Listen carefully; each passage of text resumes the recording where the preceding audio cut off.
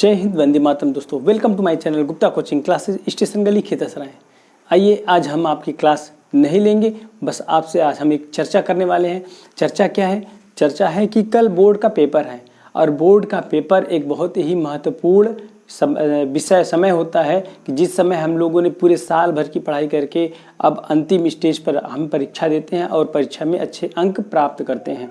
तो हम परीक्षा में अच्छे अंक कैसे प्राप्त कर रहे हैं, उसके लिए कुछ सावधानियां हमें बरतनी हैं। उसके विषय में आज हम चर्चा करेंगे। हमारा आज का टॉपिक है परीक्षा पर चर्चा।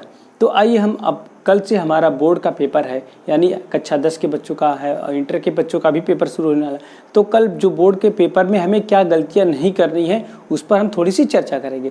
तो इसके लिए देखिए, कई कुछ पॉइंट को मैंने इसमें यहाँ पे लिखा हुआ है। तो पहला पॉइंट है कि साफ साफ लिखना। पहला पॉइंट है कि साफ साफ लिखना, यानी कॉपी पर अगर हम साफ साफ लिखेंगे, नीट एंड क्लीन लिखेंगे, तो हमें अच्छे नंबर मिल सकते हैं। कुछ लोग ऐसे करते हैं कि बहुत कंजेस्टेड लिखते हैं और ऐसा लिखते हैं कि पढ़ने में नहीं आता है। तो ऐसा आप कोशिश करिएगा कि आपकी हैंडराइटिंग अच्छी हो और साफ साफ आप सुंदर सुंदर लिखिए, स्पष्ट हो, जो भी लिखिए स्पष्ट हो, तो आपको अच्छे नंबर मिल सकते हैं।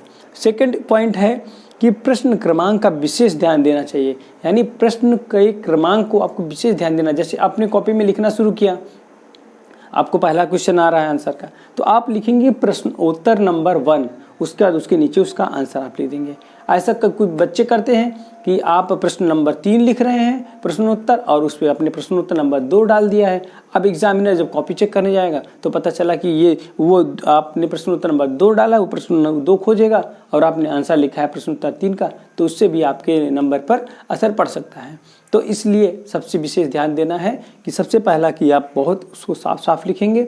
सेकंड स्टेप पर आपको ध्यान देना है कि आपको प्रश्न क्रमांक का विशेष ध्यान देना है कि आपने कौन से प्रश्न का उत्तर दिया है। और कभी कभी कुछ प्रश्नों में ऐसे आते हैं कि 2 ऑप्शन दिया होता है, उसमें कहता है कि आप चाहे पहला ऑप्शन कीजिए अथवा करके दूसरा प्रश्न दिया रहता है। तो अगर आप अथवा वाले प्रश्नों को हल कर रहे हैं, तो आप उस प्रश्नोत्तर के ऊपर लिख देंगे कि प्रश्नोत्तर नंबर 2 और अथवा करके लिख देंगे। तो उससे एग्जामिनर आपको समझ जाएगा कि आपने जो उत्तर लिखा है वो मतलब ऑप्शनल वाला जो क्वेश्चन दिया हुआ है उसका आपने आंसर दिया है। नेक्स्ट पॉइंट है कि क्रमबद्ध तरीके से उत्तर देना, सिस्टमेटिक वे, यानी एक सीरियल वाइज सीरियल आप आंसर दीजिए। जैसे आपको पहला क्वेश्चन आ रहा है, दूसरा आ रहा है, तीसरा आ रहा है, चौथा आ रहा है, तो आप एक क्रम से लिखते जाइए कि आज प्रश्नोत्तर नंबर 1 लिखा, फिर प्रश्नोत्तर 2 लिखिए, फिर प्रश्नोत्तर 3 लिखिए। कुछ लोग ऐसे करते हैं कि पहले प्रश्नोत्तर 1 लिख लिए, 2 और 3 आ रहा है लेकिन उसे छोड़ करके चौथा लिखने चले गए, पांचवा लिखने चले गए, फिर लास्ट में आए दूसरा लिखे, फिर तीसरा लिखे। तो ऐसे क्या होता है कि जो एग्जामिनर कॉपी चेक करता है उसमें वो थोड़ा डिस्टर्ब हो जाता है, और जब डिस्टर्ब होगा तो नेचुरल सी बात है कि उसका असर आपकी कॉपी पे, आपके नंबर पर पड़ने वाला है। तो आपको ऐसा कभी नहीं करना है। अगर आपको पहला प्रश्न, दूसरा प्रश्न एक क्रम से आ रहा है तो आप क्या करेंगे, आप एक क्रम वाइज क्रम से आप लिखना स्टार्ट करेंगे, ठीक है। तो आप इस तरह की गलतियां नहीं करेंगे। नेक्स्ट पॉइंट है कि अच्छे कलम का उपयोग कीजिए। अच्छे कलम का मतलब ये नहीं है कि आप बहुत महंगी फिर 50 रुपये 100 रुपये वाली कलम लीजिए, बहुत अच्छा आपका चलेगा। ऐसा नहीं, चाहे वो 3 रुपये की कलम हो, चाहे वो 5 रुपये की हो, चाहे वो 10 रुपये की हो, उस कलम का यूज़ करिएगा लिखने में जो कलम आप पहले से, जिससे आप अच्छे से लिख चुके हों, थोड़ी वो चली हुई पेन हो। ऐसा नहीं कि कल आप एकदम नई खरीदिए और लिखना स्टार्ट कीजिए, पता लगा वो चल नहीं रही है, तो या फिर चल भी रही है तो आपको हाथ में नहीं सेट हो रहा है। तो ऐसे पेन को आप लीजिए एग्जाम देते समय जिसमें क्या हो, आपका पहले से हैंड राइटिंग आपकी सेट हो, वो कलम से आप अच्छी लिख सकते हैं, वो उस कलम को लेने के लिए मैं बात कर रहा हूँ। और ठीक, और उसमें आप जब भी आंसर दीजिए क्वेश्चन को, तो एक प्रश्न से दूसरे प्रश्न के बीच में, उत्तर के बीच में कम से कम 2 लाइनों की गैपिंग जरूर छोड़िएगा। जैसे प्रश्न उत्तर नंबर 1 आपने डाला है, उसके नीचे आप जब दूसरा प्रश्न लिखिएगा, प्रश्न का उत्तर, तो आप उसके बीच में जरूर गैपिंग करिएगा। क्योंकि कभी कभी बच्चे सटा देते हैं, एक ही पेज में 2-3 क्वेश्चन को लिख देते हैं, तो उसमें क्या होता है कि आपके नंबर कटने के चांसेस हो जाते हैं, उसमें ज़्यादा नंबर आप नहीं कर पाएंगे। तो नेक्स्ट पॉइंट है शुद्ध लिखने का प्रयास करना है। शुद्ध लिखना यानी आप जब भी लिखिए शुद्ध लिखिए। अगर आपको खास करके हेडिंग पर आपको विशेष ध्यान देना कि अगर आप हेडिंग कोई डाल रहे हैं तो वो शुद्ध अवश्य होना चाहिए, क्योंकि जब भी एग्जामिनर चेक करता है वो हेडिंग्स को पहले देखता है। अगर आपने हेडिंग ही गलत लिख दिया है तो फिर वो उसके माइंड सेटअप पे पता चल जाता है कि ये सामने वाले को हिंदी लिखना नहीं आता है। तो जब आपने जो भी हेडिंग डाला है, अगर आपने शुद्ध लिखा है तो उसके अंदर जो भी आपने कंटेंट्स लिखे होंगे थोड़ी मोड़ी मिसिंग होंगी तो उसे वो इग्नोर कर देगा। बट आपने जो हेडिंग डाले हैं, हेडिंग एकदम क्या होना चाहिए, शुद्ध होना चाहिए। नेक्स्ट पॉइंट है ज़्यादा कट ना करें, ज़्यादा कटपीट कतई ना करें। अक्सर होता है क्या है कि जैसे कुछ बच्चों ने लिखना शुरू किया, जैसे राम अयोध्या के राजा थे, ठीक। अब लिखा मैंने, फिर सोचा मैंने कि इसको मैं काट दूं, फिर काटने के लिए ऐसे ऐसे करके पूरा काट दिए। तो ऐसा कॉपियों पर कभी नहीं करना है। इन केस आपने अगर लिखा और आपको लगा कि ये कुछ मैंने लिखा है, अगर मुझे लगा कि ये शायद मैंने गलत लिखा है, तो मुझे क्या करना है, बस एक बार आपको इस कलम से एक लाइनिंग ऐसे खींच देनी है।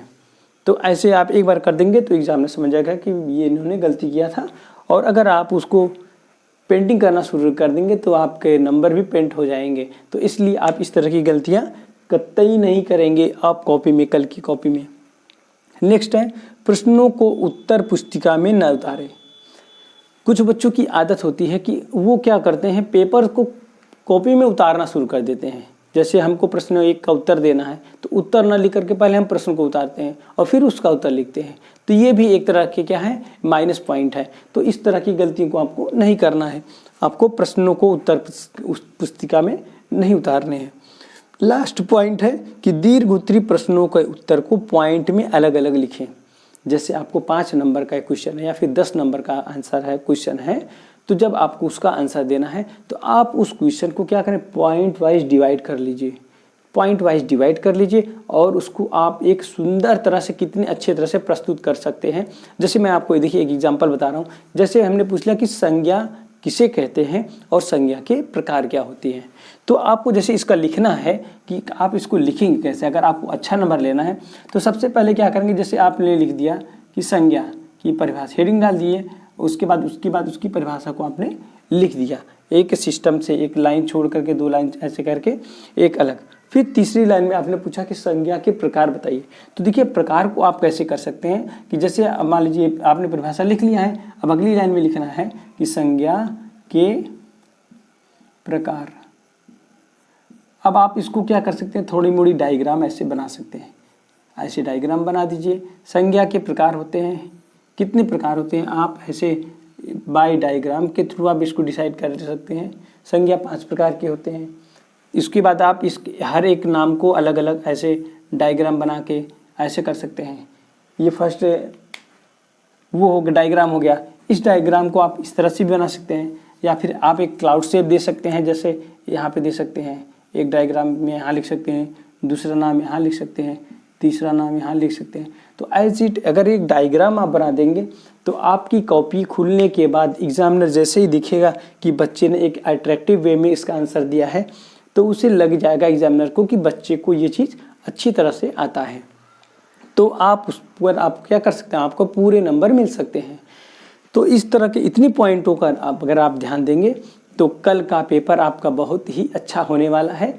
और आप बिल्कुल भी नर्वस ना होइए। आप कक्षा 10 के बच्चे खास करके नर्वस हो जाते हैं और उनको आता हुआ क्वेश्चन भी क्या होता है, नहीं करके आते हैं। क्यों? क्योंकि वो प्रेशर में ले लेते हैं। तो आपको बिल्कुल भी प्रेशर नहीं होना है, लेना है। आज शाम को रात में जब भी खा के सोइए, हल्का खाना खाइए। सुबह क्योंकि उठना है, शाम को हल्का खाइए, रात में पूरी नींद से आप सोइए और सुबह में आप अर्ली मॉर्निंग उठ करके सुबह आप स्नान ध्यान करके एक बार थोड़ा सा पढ़ लीजिएगा। अगर देखना होगा तो ठीक है, उसके बाद आप सीधे से भगवान की, ऊपर वाले की स्तुति करके आप पेपर देने निकलिए। और इन सारे पॉइंटों को विशेष ध्यान दीजिएगा तो ईश्वर चाहेगा तो आपको बहुत ही अच्छे नंबर मिलने वाले हैं। तो कैसा लगा हमारा वीडियो? अगर हमारा वीडियो आपको अच्छा लगा हो तो हमारे वीडियो को लाइक कीजिए, चैनल को सब्सक्राइब कीजिए। और एक बार आप सभी को फिर से सारे पेपर देने वाले बच्चों को के उज्जवल भविष्य की हम कामना करते हैं। जय हिंद, जय भारत।